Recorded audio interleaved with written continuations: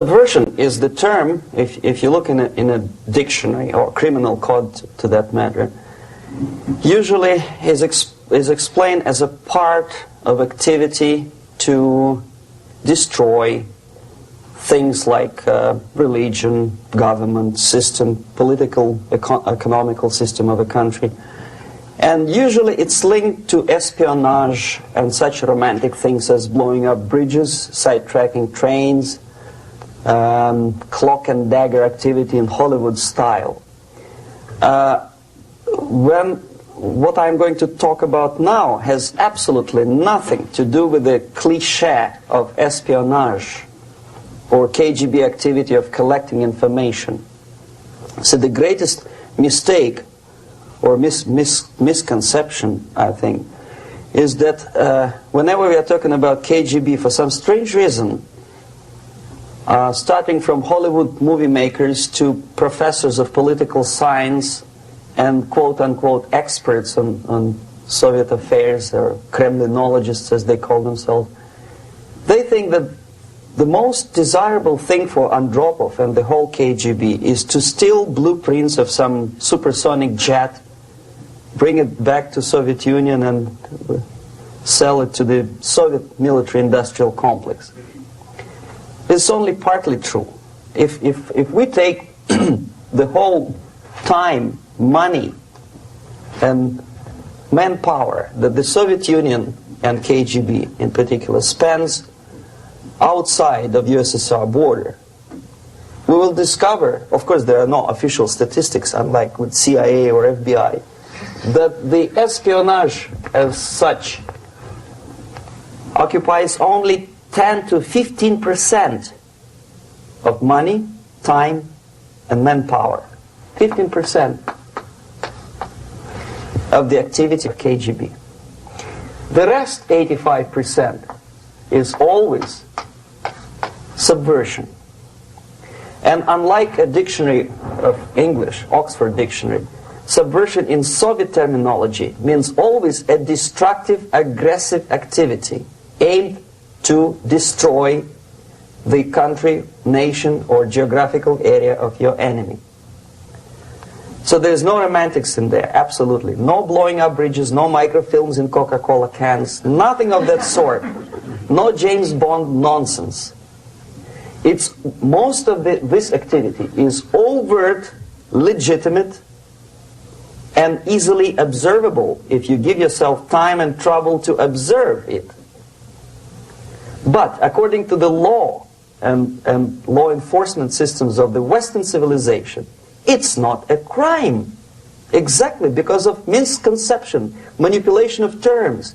We think that subverter is a person who is going to blow up our beautiful bridges. No.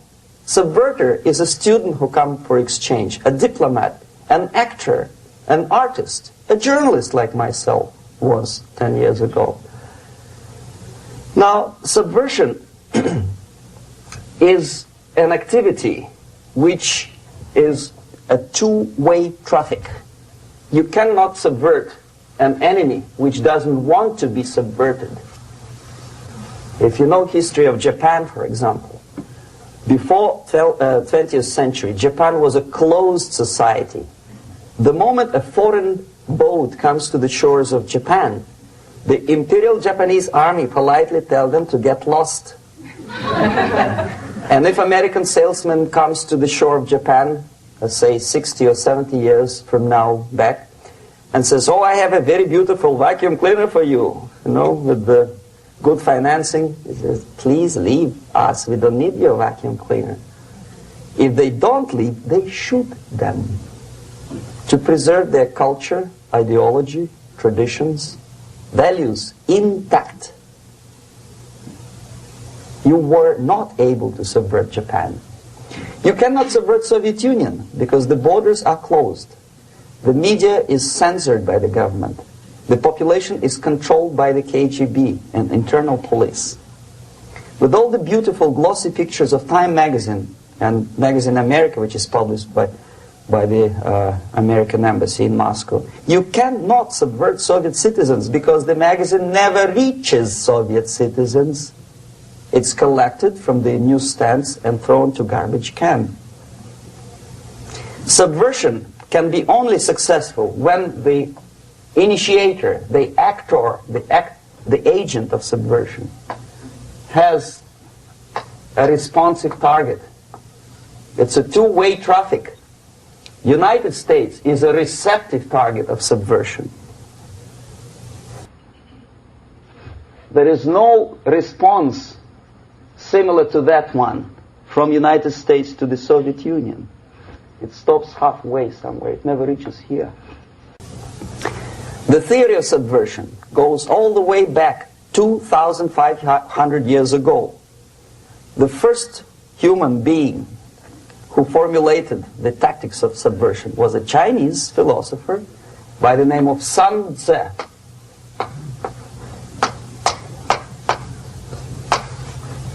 To 2,500 years BC.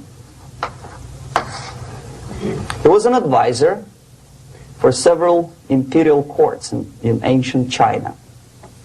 And he said, after long meditation, that to implement state policy in a warlike manner, it's the most counterproductive, barbaric, and inefficient to fight on a battlefield. You know that war is continuation of state policy, right? So if you want successfully to implement your state policy and you start fighting, this is the most idiotic way to do it. The highest art of warfare is not to fight at all,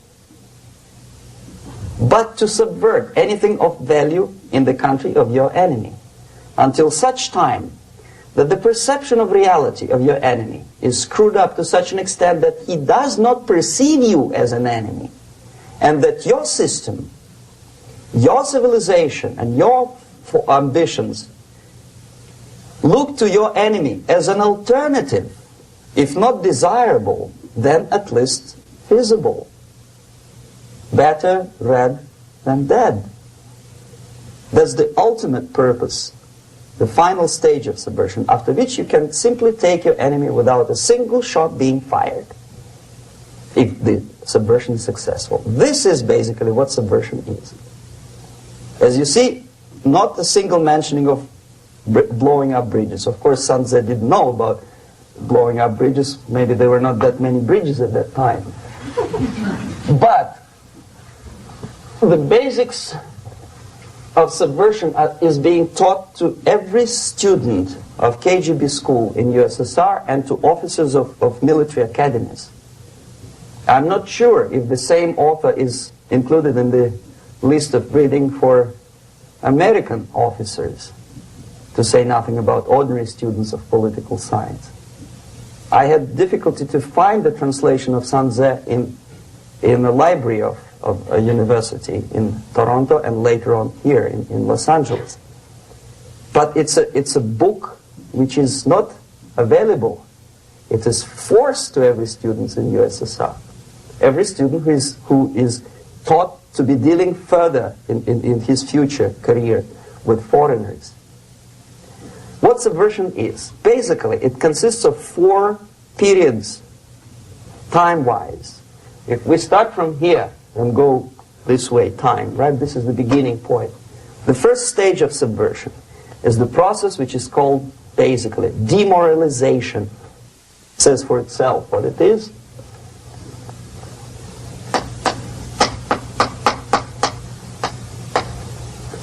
It takes from, say, 15 to 20 years to demoralize a society. Why 15 or 20 years? This is the time sufficient to educate one generation of students or children. One generation, one lifetime span of a person, a human being, which is dedicated to study, to shaping up the outlook, ideology, personality. No more, no less. Usually it takes from 15 to 20 years. What it includes? It includes influencing, or by various methods, infiltration, propaganda methods, direct contacts, doesn't really matter. I will describe them later. Of various areas where public opinion is formulated or shaped. Religion, educational system, social life, administration, law enforcement system, military, of course, and labor and employer relations, economy. Okay? 5 areas. I will not write them down because we will not have enough space. Sometimes when I describe all the methods, students ask me question, are you sure this is the result of the Soviet influence? Not necessarily. You see, the tactic of subversion, about which I'm talking, is similar to the martial art, the Japanese martial art. If some of you are familiar with that tactic, probably you will remember that if an enemy is bigger and heavier than yourself, it would be very painful to resist his direct strike. If a heavier person wants to strike me in the face, it would be very naive and counterproductive to stop his blow. The Chinese and Japanese judo art tells us what to do. First to avoid the strike, then to grab the fist and continue his movement in the direction where it was before, right? Until the enemy crashes in the wall. You see? So, what happens here? The target country obviously does something wrong. If it's a free democratic society, there are many different movements within the society. There are obviously, in every society, there are people who are against this society. They may be simple criminals, ideologically in disagreement with the state policy, conscientious enemies, simply psychotic personalities who are against anything. Right? And finally, there are a small group of agents of a foreign nation, bought, subverted, recruited. Right? The moment all these movements will be directed in one direction, right? This is the time to catch that movement and to continue it until the movement forces the whole society into collapse, into crisis, right? So that's exactly the martial art tactic. We don't stop an enemy. We let him go. We help him to go in the direction we want them to go. Okay? So, on the stage of demoralization, obviously there are tendencies in each society, in each country, which are going to opposite direction from the basic moral values and principles. To take advantage of these movements, to capitalize on them, is the main purpose of the originator of subversion. So we have religion, we have education, we have social life, we have power structure, we have labor relations, unions, and finally we have law and order. 1, 2, 3, 4, 5, 6. Okay? These are the areas of application of subversion. What it means exactly? In case of religion, destroy it, ridicule it, replace it with various sects, cults, which bring people's attention, faith, whether it is naive, primitive, doesn't really matter. As long as the basically accepted religious dogma is being slowly eroded and taken away from the supreme purpose of religion, to keep people in touch with the supreme being, that serves the purpose. Therefore, replace it, accepted, respected religious organizations with fake organizations. Distract people's attention from the real faith and attract them to various different faiths. Education. Distract them from learning something which is constructive, pragmatic, efficient.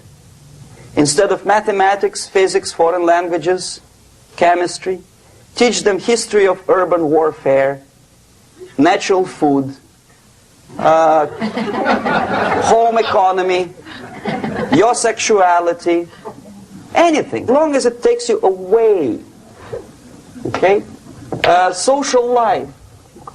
Replace traditionally established institutions and organizations with fake organizations. Take away the initiative from people.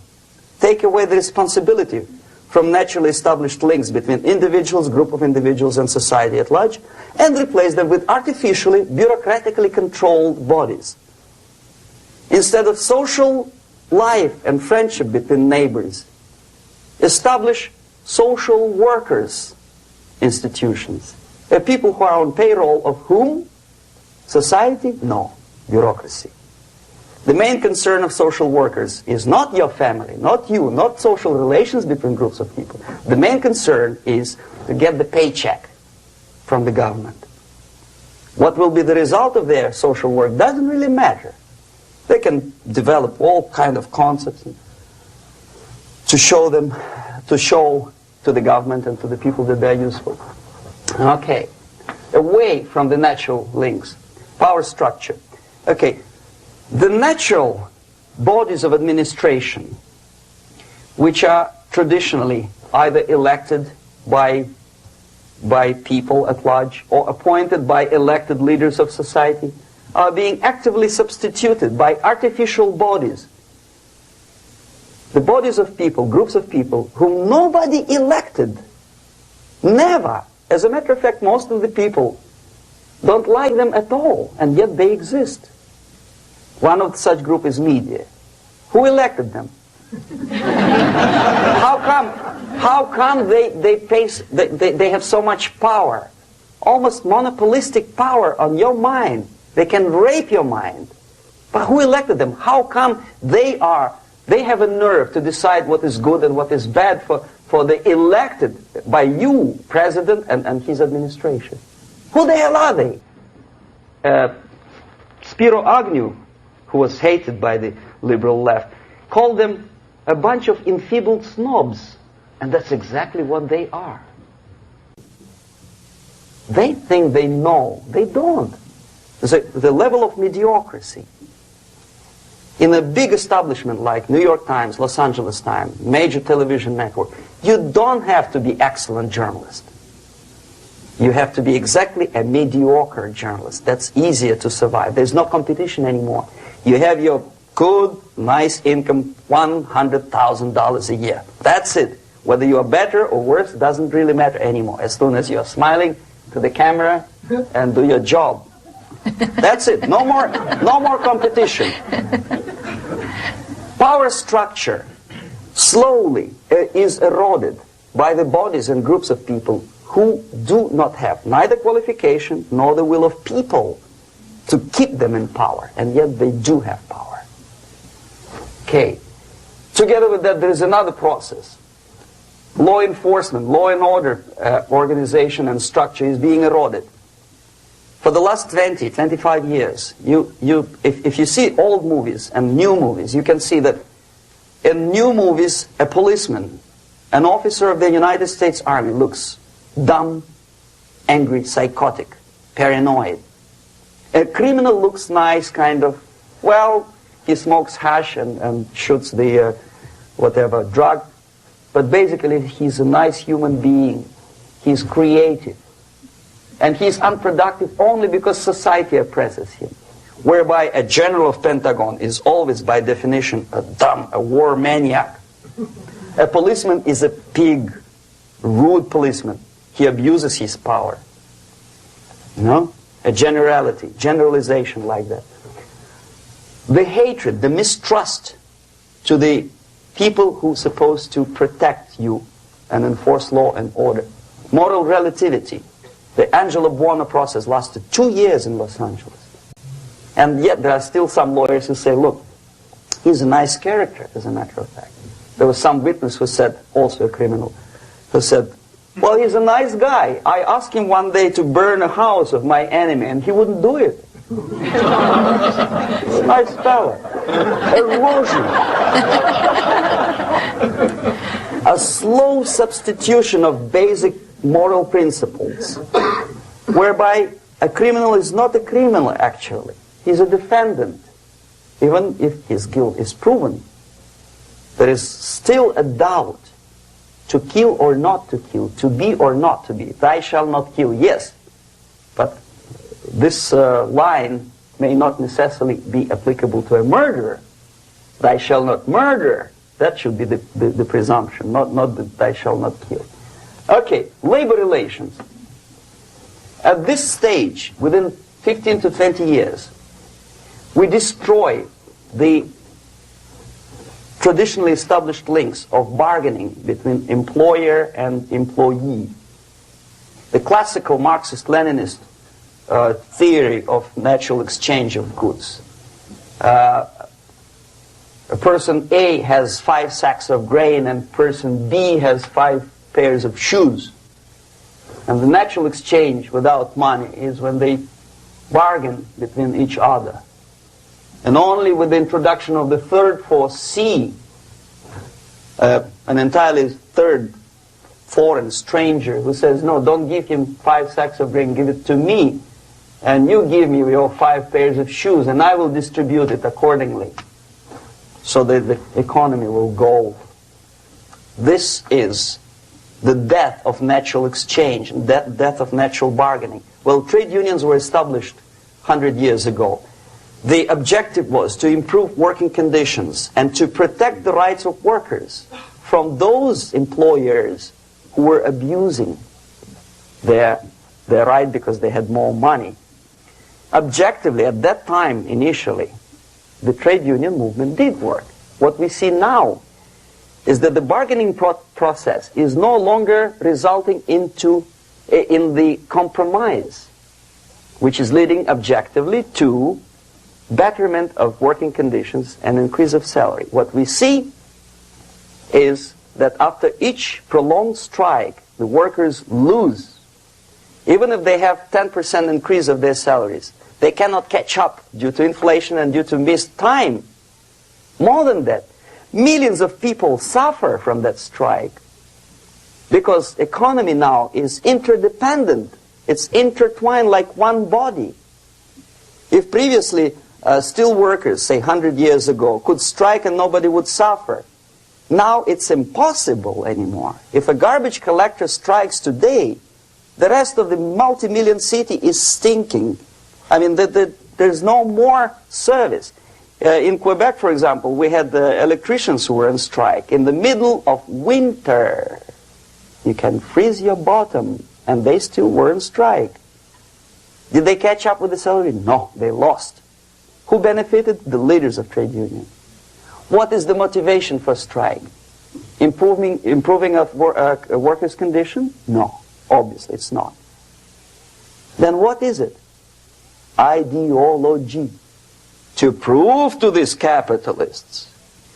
And the obedient horde of workers, like sheep, follow these people. And they cannot disobey. Why? Because if they do, you know what happens to them. Pickets, murders, shooting truck drivers by picketers. In Montreal, for example, I saw with my own eyes when I was correspondent of CBC International, Canadian Broadcasting Corporation, when the workers of aircraft factory destroyed computers and the equipment in the factory. And the administration employed strike breakers. Their cars were turned upside down and burned. Their houses were burned. Their kids were intimidated. And some victims were there. Of that you can be sure. Why? To improve conditions of workers? No. Ideology. Okay, so this is what happens basically. It may or may not happen without the help of the Soviet Union. But the natural tendencies are being greatly taken advantage of and capitalized by the Soviet propaganda systems. How?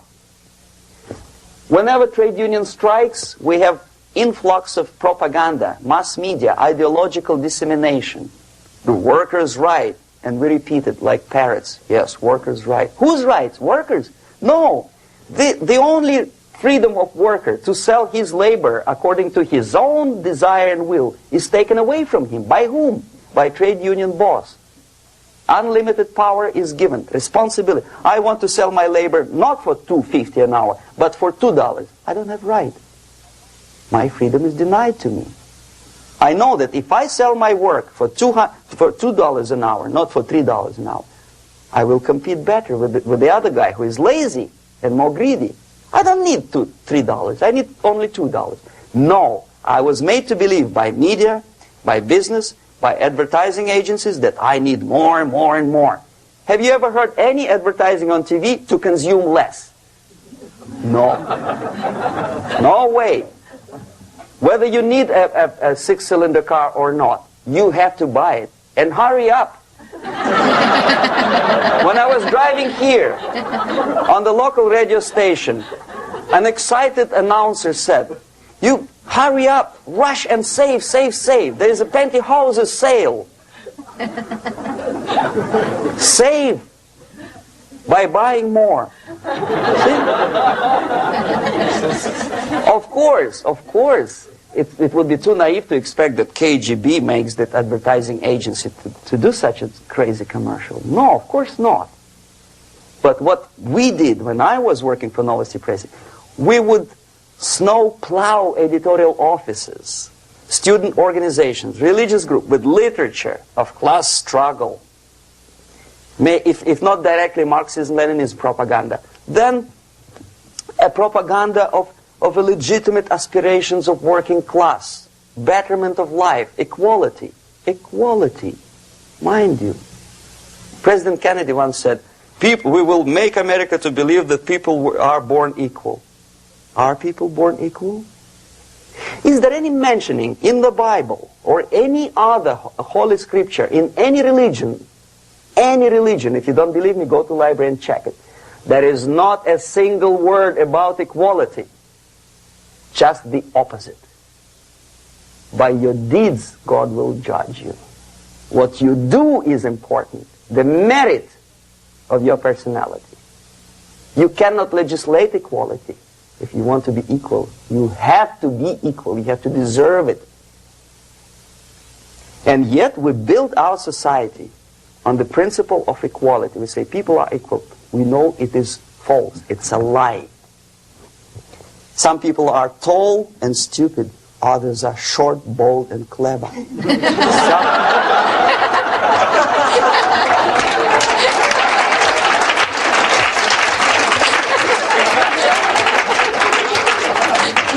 If we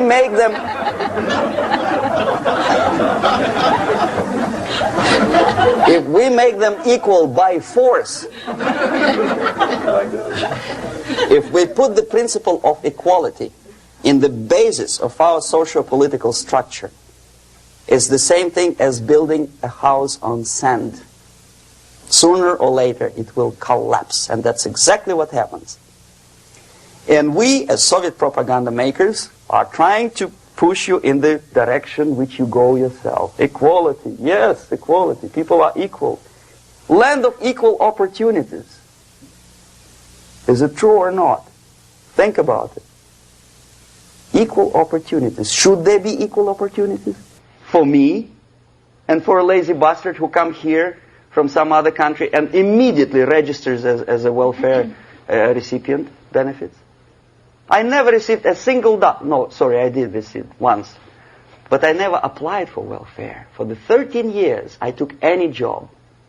Security guard, journalist, taxi driver, anything.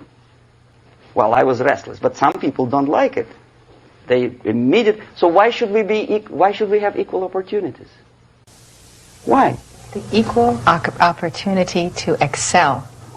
Equal opportunity in equal circumstances, yes, but we know people are different. To excel, yes, provided we reach the same level of excellency, perfection, which is hypothetical, distant future. Yes, maybe. But we know perfectly well that even with the best intentions, people could not be equal. Why should we have equality in the, say, legal system? Myself, I'm considering myself a law-abiding citizen, and a person who comes here to rob and shoot, say, the United States administration under Carter imported thousands of Cuban criminals. They were non-criminals, yet they were accepted. Do you think it's fair if myself and my wife from Philippines, who work like excuse me, horse as a lab technician in a hospital should have the same rights as a criminal from Cuba? Why? And yet we repeat as parrots, equality, equality, equality. And the Soviet propaganda system helps us to believe that equality is something which is desirable. Democracy, as it was established by fathers of this country, of this system in the last century, is not equality. It's the system where different people, unequal people, have a chance to survive and help each other in constant competition, in constant perfection, not in equality, which is superimposed from a godfather or a nice person in Washington, D.C. And the absolute equality exists in Soviet Union, quote-unquote equality. Everybody is equal in dirt, except some people are more equal than the others in Politburo.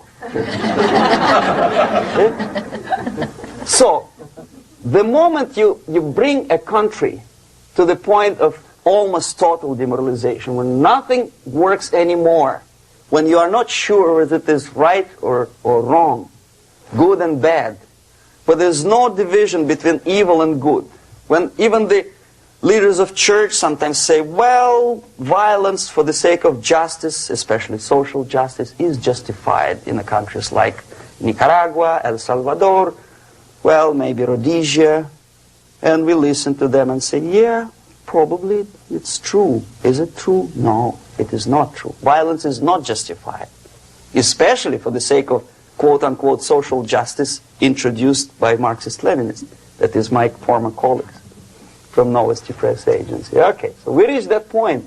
The next step is destabilization.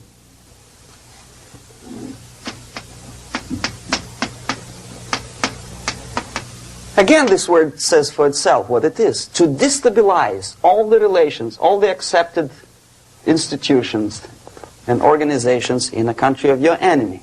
How you do it? You don't have to send a battalion of KGB agents to blow up bridges. No. You let them do it themselves. The area of application is, again, it's narrower now. Not like the previous case. The overt legitimate actions of the KGB in this case would be hardly noticeable. There is no crime if a professor who recently went to USSR introduces a course of Marxism-Leninism in a Californian college, for example. Nobody is going to come to his doorstep and say, okay, mister, come, you are under arrest. No, it's not a crime. It's not even considered a moral crime against your country. So the area of application here is narrowing down to economy, again labor relations, right? To law and order, plus military. And economy, law and order. Yes, and again the media, but wider scope, little bit different. I'll explain you later. Okay, basically 3 areas. Economy. The radicalization of bargaining process. If on that stage we still could achieve, theoretically, some positive compromise between the negotiating sides with say, the arbitrary introduction of arbitrary judges, a third side, objectively judging the demands of both sides. Here it's radicalization. On the stage of destabilization, we cannot come to compromise even within a family. The husband and wife couldn't figure out which is better. Husband wants his kids to eat at the table, and wife wants a child to roam around the room and drop food all over the floor. They cannot come to compromise unless they start a fight. It's impossible to reach a compromise, constructive compromise, between neighbors. Some people say, I don't like you to watering your lawn at that time because exactly at that time I'm walking my dog and he's getting nervous. He cannot pass his bowels, you know. So they cannot compromise. They go to a civil court or something like that. Radicalization of human relations. No more compromise. Fight, fight, fight. The normal, traditionally accepted relations are destabilized. The relations between teachers and students in schools and colleges. Fight. The relations between, in economical sphere, between laborers and employers are further radicalized. No more acceptance of the legitimacy of demands of workers. Unlike Japanese, with the theory Z, if you ever heard about it, where the workers are involved in decision-making process, therefore they don't have moral incentive to fight their bosses. In the United States, it's just the opposite. The harder is the fight, the better. The more heroic they look. When the Greyhound network was on strike recently, the correspondents of local TV networks all over the United States were approaching the strikers, and they say, oh yes, we are doing something nice. They look like heroes and they were proud. There was some family, the husband was bus driver. Now they decided in a protest against the bosses to camp somewhere in the forest. And they were presented to the audience as a heroic, nice people. You see? The violent clashes between passengers, picketers, and the strikers are presented as something normal. 10, 15, 20 years ago, we would be angry, say, why so much hatred? Today we are not. We say, well, it's commonplace. Radicalization, militarization sometimes. As I explained on that stage, I took a step a little bit further. Shooting people. Okay, law and order now also is pushed into the area where previously people settled their differences peacefully and legitimately. Now we are getting with this court cases in the smallest irrelevant cases. We cannot solve our problems anymore. The society at large becomes more and more antagonistic between individuals, between groups of individuals, and the society at large. The media puts himself in the opposition to the society in general, at large. Separate, alienated. Okay? On that stage, you remember I was talking a couple of hours ago about the sleepers. That's when the students from, say, United States, if they are trained in Lumumba University, or developing nations, that's the students I was dealing with, are being sent back from the Soviet Union here. Or if they were already in the United States, in the country, which is the object of subversion, they spring to action. The sleepers go up. They slept for 15 to 20 years. Now they become leaders of groups, preachers, I don't know, public figures. Prominently they act. They actively include themselves in a political process. All of a sudden we see a homosexual. 15 years ago he did his dirty job and nobody cared. Now he makes it a political issue. He demands recognition, respect, human rights, and he rallies a large group of people. And there are violent clashes between him and police, his group and ordinary people, no matter what. It's black against white, yellows against green, doesn't matter where the division line goes. As long as this group come into antagonistic clash, sometimes militantly, sometimes with firearms, that is destabilization process. The sleepers, many of whom are simply KGB agents, become leaders of the process of destabilization. Doesn't mean that Comrade Andropov sends Comrade Ivanov to the United States. The person who takes care is already here. He is a respected citizen of the United States. Sometimes he gets money from various foundations for his legitimate struggle for, I don't know, human rights, women's rights, kid lib, prison lib, whatever. There are sympathetic Americans who donate their money to him. Destabilization process usually leads directly to the process of crisis. In case of developing nations, that's the area where I was active. The process starts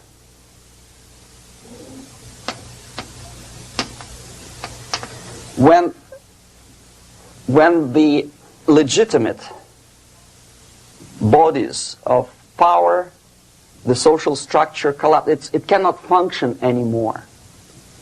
So instead, we have artificial body injected into society, such as non-elected committees. You remember I was talking about them here. Social workers who are not elected by people, media who are self-appointed rulers of your opinion, some strange groups which claim that they know how to lead society forward.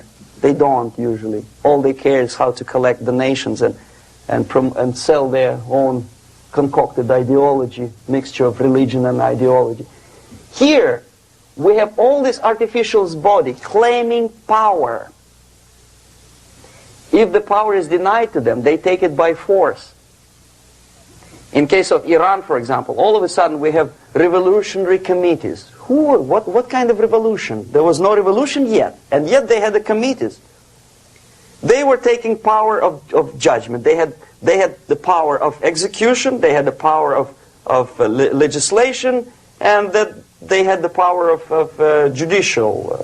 All of them combined in one person, who is half-baked intellectual, sometimes graduated from Harvard University or Berkeley.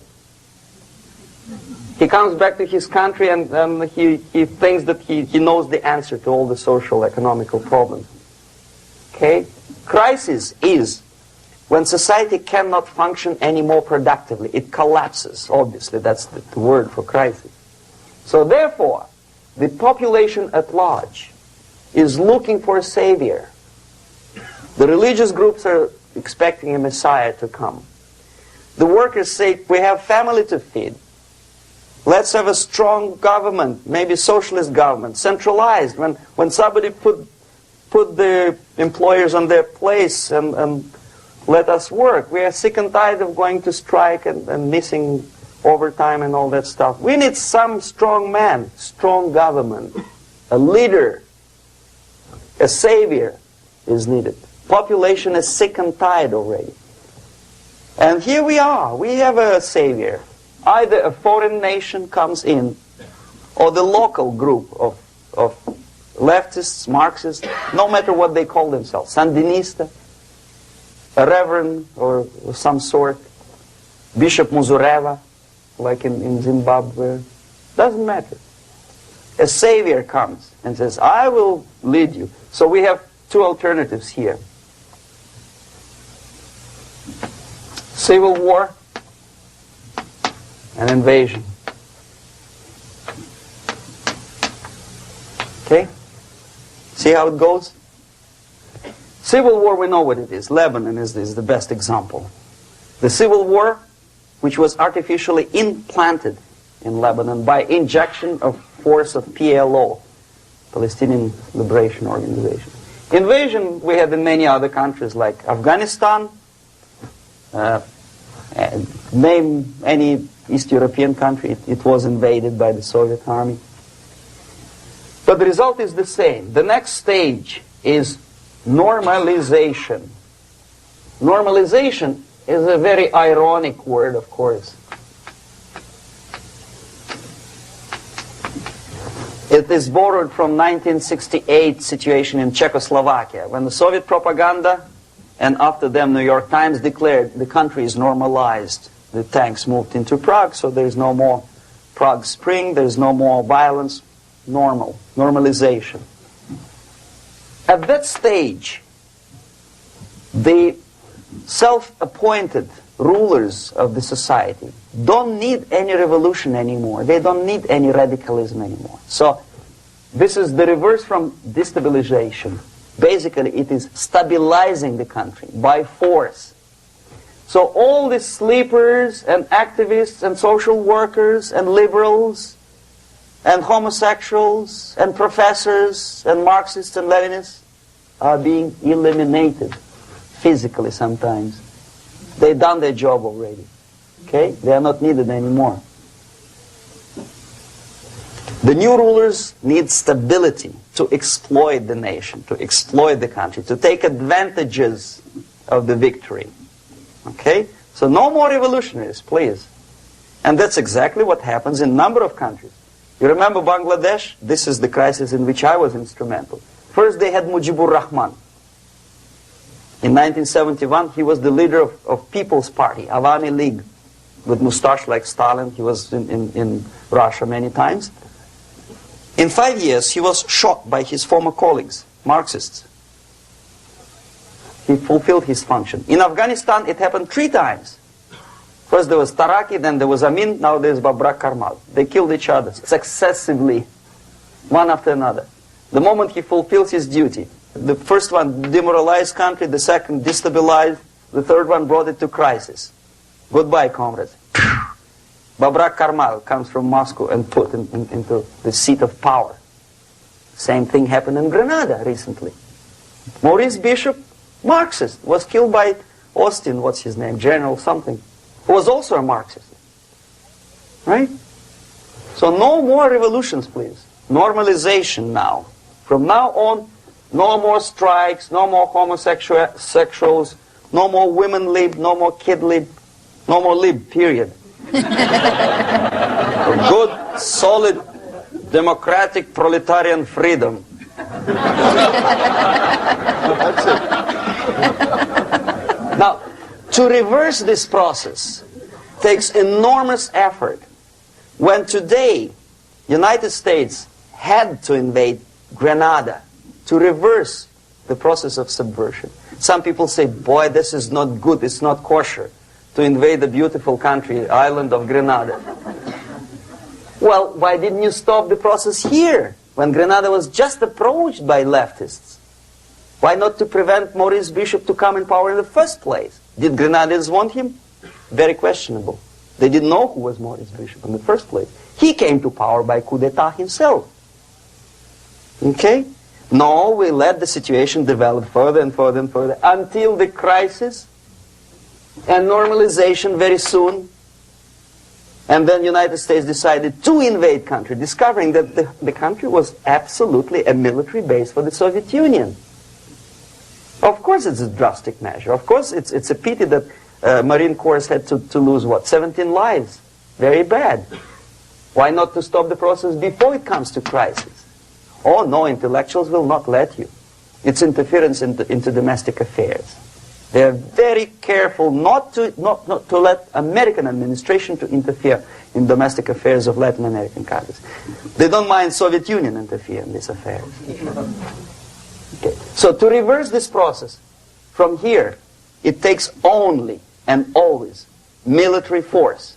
No other force on earth can reverse this process at this point.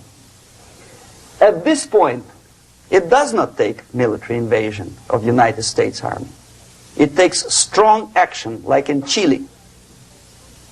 A CIA covert involvement to prevent the savior from outside to come into power and to stabilize country before it erupts into civil war. Okay? Support the right-wing conservative forces. By money, by crooks or love, doesn't matter. Stabilize the country. Don't let the crisis develop into civil war or invasion.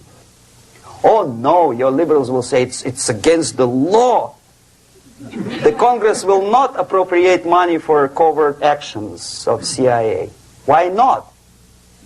Should we wait till the normalization come and Soviet tanks land in Los Angeles airport? Now, at that point, at the point of destabilization, also the process could be reversed. Again, easily than this. No CIA involvement at this point. You know what it takes here? Restriction of some liberties for small groups which are self-declared enemies of the society. As simple as that. Oh no, the media and liberals will tell you this is against the American Constitution. How can we, by force, deny the civil rights to criminals, for example? It's not good. Okay? So we allow them to. Okay, if you allow the criminals to have civil rights, go on and bring the country to the crisis. This is a bloodless way to do. Curb the rights. I mean, not to put them in prison. No, I'm not talking about putting all the gays from San Francisco in the concentration camp. Do not allow them to take political force. Do not elect them to the seats of power, whether it is municipality level, state level, or federal level. It has to be beaten in the heads of American voters that a person like that in the seats of power is an enemy. Do not be afraid of this word. It is an enemy. If he is not an enemy here, he will be here. Later on, he will be shot, of course. But at this point, he is an enemy. Okay? You are doing great service by denying him a right to capitalize on his own crazy ideas and become a powerful man, a man who uses the seat of power. Restriction of certain freedoms and permissiveness at that point would prevent sliding into crisis and probably will return the process of destabilization. To curb unlimited power, monopolistic power of trade unions, here, at that point, would save economy from collapsing. To introduce a law to stop private companies of raping public opinion's mind in the direction of consumerism. No company must have a right to force you into buying more unless you want it. There must be a law. You want to advertise your car? Okay. But not a single mentioning of buying it now and saving money. It must be against the law to force people to consume more. Self-restraint. Previously, before this process started, the self-restraint was a business of church, religion. Because our preachers, the fathers of church, would tell us, material values are good, but it's not the prime function of human being. Because you have to live with something. Obviously, the design for our life is not to consume more deodorants. There must be something greater. If such a complicated instrument as human body was created, obviously there must be some higher purpose for that. And it's very easy to avoid destabilization by denying the greedy companies one little freedom, one little liberty, forcing you into turning yourself into processors of unwanted products and goods. They turn you into machines, like the worm who there's inlet and outlet. So, and how long an average appliance lasts these days? Less than a year. Why? Where's workmanship? Oh, we want you to buy more. Okay. Destabilization process could be easily overcome if, as I say, the society, by its own will or after persuasion by the leaders, will come to the idea of self-restraint. It's so hard we want to consume more, but you have to. Unless you will come to this stage, when, as we say in Russia, if Sahara Desert ever becomes a communist state, there will be shortage of sand. So you have to curb your... You have to curb your expectations at this point before it's too late. But no, we don't want to do it. Demoralization process. Again, it's the easiest thing to reverse. First of all, by restricting import of propaganda. The easiest thing to do. Unlimited, unrestrained import of Soviet literature, Soviet journalists, giving Soviet propaganda and ideological agitators equal time on American TV network. It has to be stopped. And it's easy. They won't be offended, mind you. As a matter of fact, they will respect America more. But when my former colleague Vladimir Posner appears on Nightline And Ted Koppel asked him, well, Vladimir, what do you think about this? And that? What can he think? He is an instrument of propaganda. He thinks what Comrade Andropov tells him to think. He's just a nice, articulate mouthpiece of the Soviet subversion system. And Ted Koppel makes you believe that my friend Vladimir Posner thinks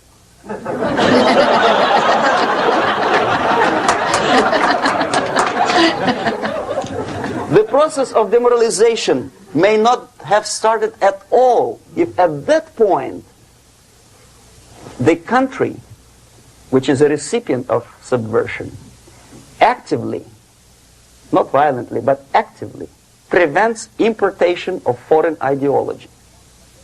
I don't want America to follow the pattern of ancient Japan. You don't have to shoot every foreigner when it approaches the sacred borders of the United States. But when he offers you a junk in the disguise of very shiny something, you have to tell him, no, we have our own junk.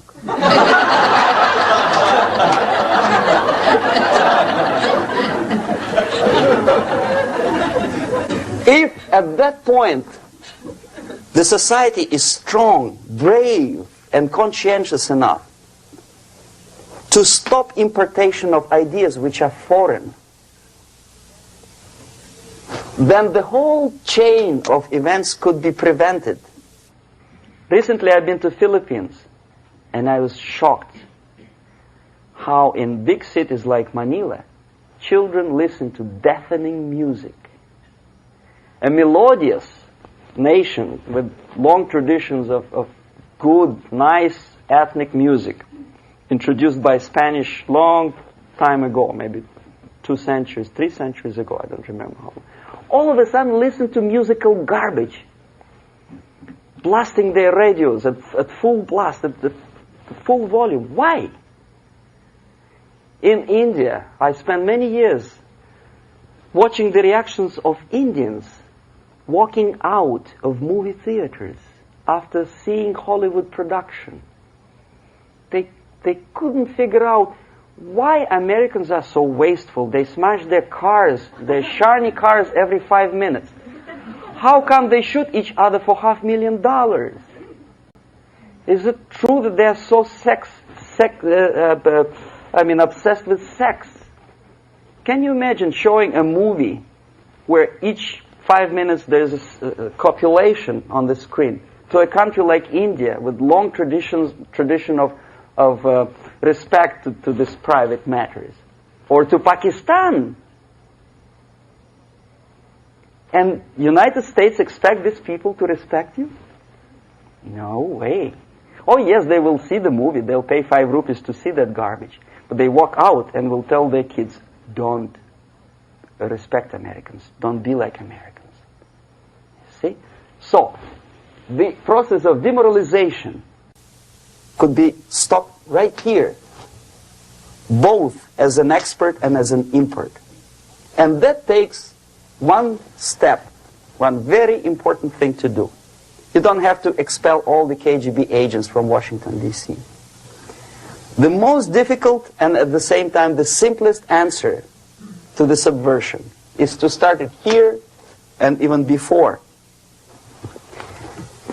by bringing back the society to religion, something that you cannot touch and eat and put on yourself, but something that rules society and makes it move and preserve it. A Soviet scientist, Shafarevich, who has nothing to do with religion, he is a computer scientist, did a very intensive research on the history of socialist countries. He calls socialist or communist any country with a centralized economy and a pyramidal style of power structure. And he discovered, actually he didn't discover it, he just brought to attention of his readers, that civilizations like Mohenjo-Daro in the river Indus area, like Egypt, like Maya, Incas, like Babylonian culture, collapsed and disappeared from the surface of Earth. The moment they lost religion, as simple as that, they disintegrated. Nobody remembers about them anymore. Well, distantly. So, the ideas are moving society and keeping mankind as a society of human beings, intelligent, moral agents of God. The facts, the truth, the exact knowledge may not. All the sophisticated technology and computers will not prevent society from disintegrating and eventually dying out. Have you ever met a person who would sacrifice his life, freedom, for the truth like that? This is truth. I never met a person who said, this is truth and I'm ready to shoot me.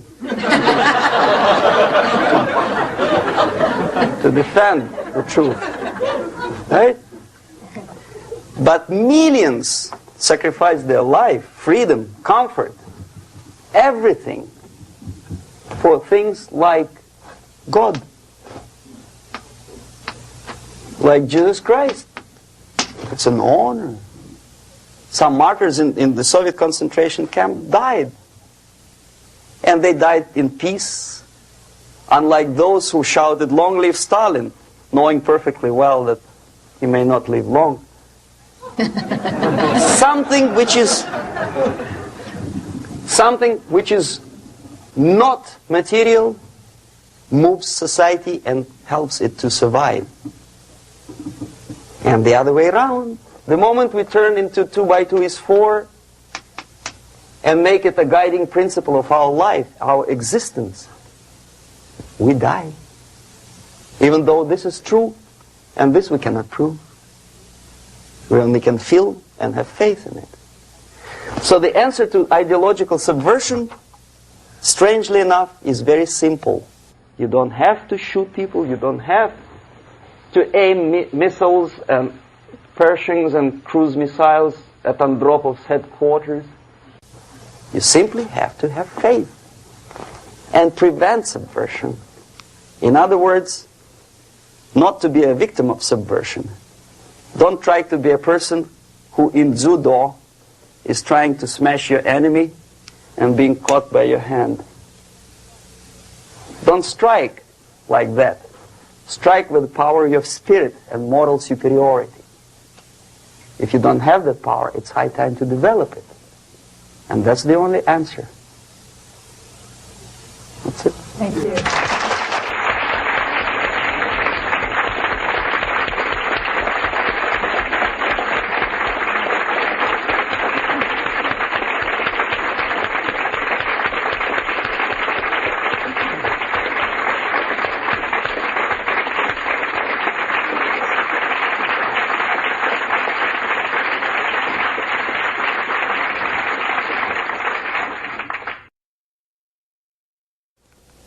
Can you describe how a concept is formulated, turned into propaganda, and then ends up on someone's bumper sticker or in a newspaper? What's the step-by-step process? The other thing is, how close is the Politburo to the actual propaganda creating process? Mm-hmm. And finally, the 007 incident was notable in the fact that it took a long time before the Soviets responded to it, and then the military took the lead in terms of explaining what had happened rather than the political organs. And I wanted to know why that actually happened. Mm-hmm. Okay.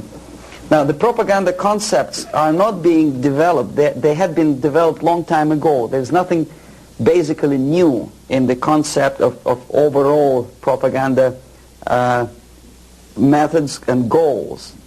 The ultimate goal, however ridiculous it may sound, or primitive or simplistic, is the world domination. Many experts in foreign policy would ridicule my opinion, but this is what it is. I saw it with my own eyes. I was a part of that.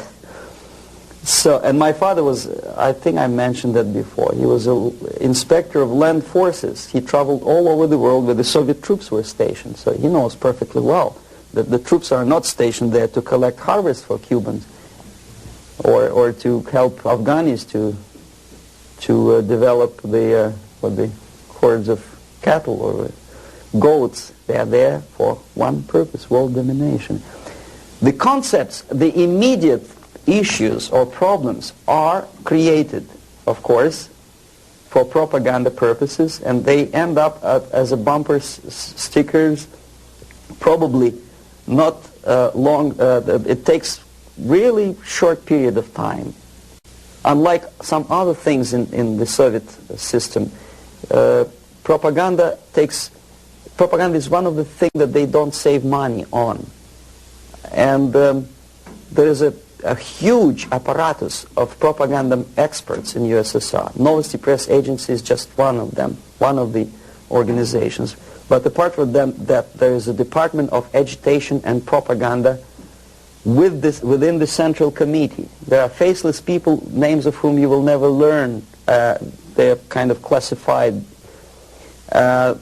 I didn't explain you the methods today because it will take us another day. The methods include such things as semantic manipulation.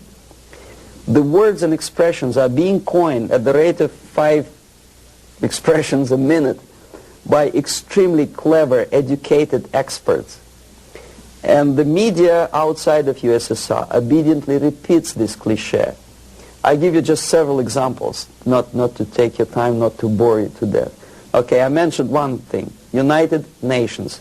The expression was invented by the Soviet propaganda experts, not by Americans. We know perfectly well it's not united and it has nothing to do with nations. More than half of the delegations in UN do not represent any nation at all. They are disunited, obviously. The United Nations had not been able to solve a single military conflict. Nowhere in the world. They provoked war, yes, they took part in wars, but they didn't prevent expansion of communism, or they did not prevent a single war anywhere. So the true expression, the true term for United Nations could be disunited bureaucracies. Okay, another cliché which was coined in Moscow by experts of propaganda. National Liberation Movement. It's not national because most of the leaders do not necessarily belong to the ethnic group which they lead, number one. Number two, they are unpatriotic and unnationalistic because they obey orders from a foreign country, USSR. Okay? They are trained in USSR, they are paid by the Soviet system, and they work in the interests of the Soviet system. Liberation, whom they are liberating. Who is being liberated? And movement. Movement, we understand, is something which moves, unlike something which is static. National liberation does not move. It's a war. If you call war a movement, probably. But it has nothing to do with the concept of movement in American terminology. It means a legitimate, overt, organized, voluntary movement. Right? I presume your church or your organization is voluntary. Nobody keeps you here by force. Okay, National Liberation Movement is an army of bandits, professional bandits, which are kept within the framework of the movement by force. If they betray, it's like in mafia, they are going to be executed. Okay, another example of semantic manipulation is free medical aid, for example. You think it's an American democratic expression. No way. The term was coined by the communists long time ago, at the time of Comintern. There's nothing free in this world. Everybody knows it. Least of all medical aid. It's a very expensive thing to render medical assistance to other people. Somebody, sometime, somewhere has to pay for it. Who? Taxpayer. Okay? Obviously. There are many other things that are being coined by the Soviet propaganda apparatus. Unfortunately, see, if I call myself a genius writer, for example, Los Angeles Times would not call me that, right? They will call me a strange, crazy Russian who calls himself a genius. Then why the hell they call liberation movements what they call themselves? Just because they are many? See? The logic is twisted. The stickers on the bumpers, I don't know. It depends on the ability of local forces to tow the foreign policy. How close is Politburo to implementation of propaganda actions? Very distant. See, Politburo is a group of self-imposed dictators. They don't really decide anything. The only objective of their existence and their life and their struggle is to stay in power. Unlike American politician who has two objectives. First, to be elected, and second, to be re-elected. The Soviet politician doesn't have the first objective. He does not have to be elected. He just makes his way in the party structure all the way up. Re-election doesn't bother him at all. So the only purpose of his life is to stay where he is and don't rock the boat. They don't make decisions. The decision-making level are the faceless group of experts, as I tried to explain to you. And the Politburo gives only the basic directions, what to be done, and the obedient servants of the highest caliber intellectuals are dutifully developing these things. Some independently thinking progressive academics in the United States think that come socialism they will be able to preserve their integrity and independence. It's wishful thinking. They will become obedient servants of the system that they are trying to force upon you. The Korean airliner incident, from my viewpoint, is not an incident at all. I believe it's a carefully planned and premeditated provocation. I'm not sure whether they did it. They killed 268 people just to get rid of Larry McDonald, but it's feasible. I wouldn't be surprised if they killed more than 60 millions of their own men just to implement rotten ideas of Marx and Engels. You know, what would 268 people matter? Second, it is not a military blunder, and the order was not given by military. Never a single military officer of the highest caliber will take responsibility to shoot a civilian airliner. My father was an officer of general staff of the Soviet Army. I know perfectly well what I'm talking about. No officer would take responsibility. He'll be shot tomorrow. Are you kidding? The order was given by a civilian, by party apparatchik of the highest caliber, and I wouldn't be surprised it was Andropov. In any case, Andropov knew perfectly well what went on. The Soviet power structure resembles a triangle, unlike a love triangle in real life drama. It's a hate triangle. The seats of power are party, Communist Party, elite, of course, not the rank and file party, but the top of the pyramid. The KGB and the military, they hate each other, and each of them hate the other two. The most powerful is the party. This is the real power. The army and the KGB supposedly are servants of the party and the tools, the instruments of their power. But in fact, sometimes they are the power themselves. Andropov belongs to the most hated triangle, the KGB. My father hated KGB because he was military. Both of them, KGB and military, hate the party. Why? Because unlike in the United States, the party is the most adventuristic people. They want to invade countries. They give the orders for all kinds of adventures outside of USSR borders. They know perfectly well that comes war, they will go to bunkers and eat caviar and enjoy life, whereby military will burn in flames of nuclear war. Marshal Grechko was against invasion into Czechoslovakia because he knew that he will have to demoralize his army. And the first two divisions, after facing the reality and seeing that Czechoslovakia is not being invaded by Americans, will get corrupted. So you have to replace them with other two divisions. And if you stay long enough, you will corrupt the whole Soviet army. He said, no, don't invade Czechoslovakia. But Comrade Brezhnev said, who the hell they are? They think they deserve more sausages and butter. So show them tanks. So he did, he obeyed. The KGB and the army sometimes are in cahoots. against the party. The recent rumor that Andropov was shot by son of Brezhnev is an indication that the other two corners of the power structure were really sick and tired of the Andropov's KGB purges. You know, there were purges. Many people lost their jobs, and some were arrested, and some committed suicide in the span of some 10 months since Andropov was sentenced to power. So that gives you an idea of the Korean airliner incident is premeditated provocation to create an international tension, because the only power on earth which is interested in provoking conflicts and preserving tension is the Soviet junta. That's the only justification of them being in power. If there is no enemy outside, they have to create him. If there is no war, they have to provoke it, to scare the hell out of taxpayers inside, and to keep themselves in power. There are so many theories.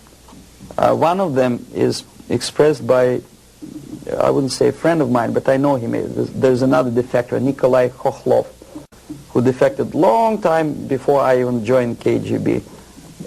He was also a KGB in Western Europe. Now he teaches psychology in one of California universities. He thinks that the Soviet Union developed an ESP, would you believe it, system of influencing the perception and minds of people. And the generators of ESP willpower can be focused on individuals and groups of individuals so efficiently that you can literally focus that beam or whatever it is on a pilot or two pilots or three pilots and convince them that actually they are flying on the safe territory, so there is no need. You can convince them that there is no need to contact the ground-based station, and you can artificially draw the plane by brainwave into the Soviet airspace. Whether it is true or not, I don't know. But I know one thing, that when I was a student and I graduated from Oriental Studies Institute, one of my friends, he was an extremely intelligent Jewish boy. He graduated from the mathematical department of Moscow State University. After 3 years, I returned from India for vacation, and I met him in the during the reception at the Academy of Science, and I say, "What are you doing here?" He said, "I'm working in a secret research bureau." You know, the secret, which means basically defense industry, they don't have addresses, they have post box numbers. And I say, is it that much secret that you cannot tell me what you research? He said, "You wouldn't believe me, brain waves." And I never saw him again. ESP, which officially in the Soviet media is described as a pseudoscience and decadent capitalist gimmick to sidetrack the minds of proletariat from the real issues of class struggle. But obviously KGB takes seriously that pseudoscience.